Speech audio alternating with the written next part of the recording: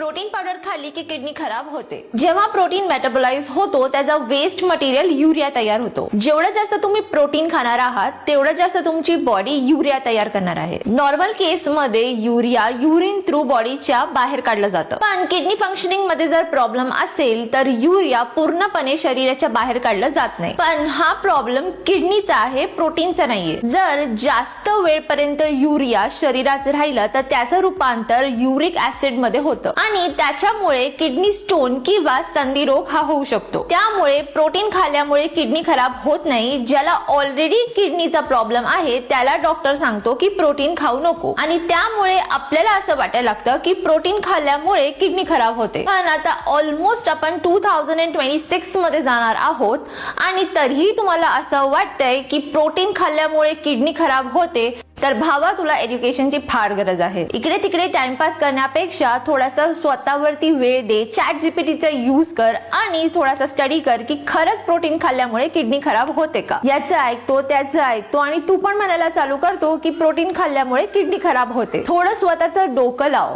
की protein powder बनते दुधापासून, ना की कुठल्या केमिकल्स पासून। फक्त दुधाचा एक्स्ट्रॅक्ट फॉर्म प्रोटीन आहे, तर असं काही होत नाही। हा व्हिडिओ तुम्ही अशा व्यक्तीला शेअर करा जो अजूनही 1857 मध्ये असल्यासारखा विचार करतोय की प्रोटीन पावडर खाल्ल्यामुळे किडनी खराब होते। Thanks for watching, follow for more.